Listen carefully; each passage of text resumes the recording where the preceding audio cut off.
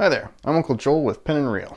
So, not too long ago I read the first book in the Dresden Files, and it was okay. For me, the detective work gets really old really fast. There's so many different shows on TV that rely heavily on that framework, even when you get into shows like The Flash, to the point that it makes it very difficult for me to get into it. I'm not a big fan of detective stories anyways, but the proliferation of it, but it's difficult for me to pick up anything if I know that it's heavily based on or around detective work. So, when I read the first book in the Dresden Files, I wasn't too impressed. There were aspects of it that I really enjoyed, but those were the mystical elements. And whenever it got to the detective work, I kind of started losing interest. And even though it was a short book and a relatively quick read, it was difficult for me to push through it. But the mystical stuff was interesting enough that I did want to see more. I just didn't want to deal with more of the detective work in order to get there.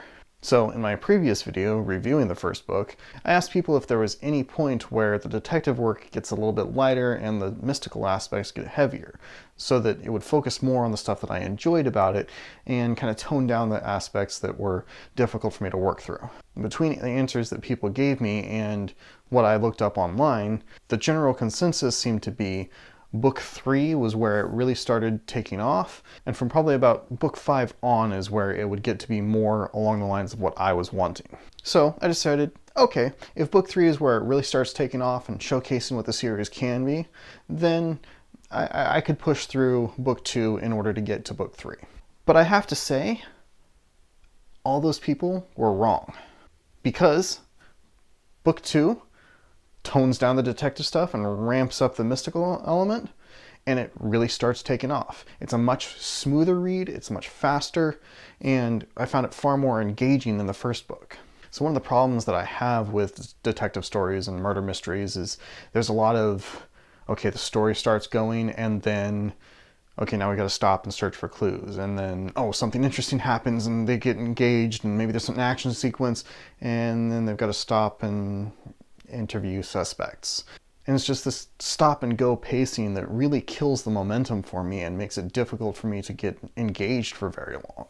In Book 2, it just didn't do that. From the beginning, it just charges full speed ahead. Now, there are a number of points where Harry blacks out or loses consciousness and that abruptly ends the sequence, but he's still in the thick of things and it still carries the momentum forward even though it was an abrupt stop. Because here, you want to see what happened to him. You want to see how he gets out of it. You want to see if he wakes up on the other side. You want to see where he is and what's going on. Rather than, okay, the action stopped because we have no more plot to move forward, except for let's go look for clues. Now, it was a bit frustrating how often Harry blacked out. It felt a little bit overkill for me and a bit unbelievable, but given that Harry really gets pushed through the ringer in this one, I can forgive it. Yeah, I definitely found this book far more engaging than the first one, and if this is considered one of the worst ones in the series, and Book 3 forward is supposed to really pick up the pace and become even more interesting, then I do think I'm going to wind up really enjoying these. Whereas the first book was a bit of a chore for me, the second book was a lot more enjoyable. Not really something that's going to be one of my favorites, but I definitely enjoyed it, and I think it's going to be worthwhile for me to pick up more books in the future.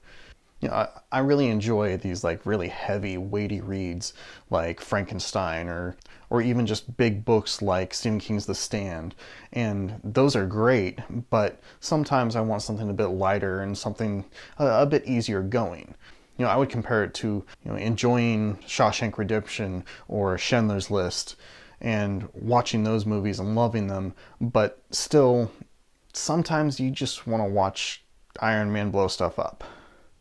Both are great in their own right, and I wouldn't say one is superior to the other. They're just very different flavors.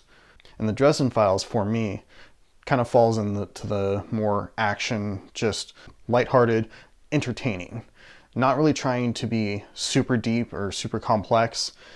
It's got its depth and its complexities. It's not shallow by any means, but it's not trying to be this high literature. It's just trying to be fantastical fun, and it definitely succeeds at that. So yeah, with the first book, I was kind of unsure if I wanted to keep going with the Dresden Files. And now with the second book, I would say I'm definitely going to keep going.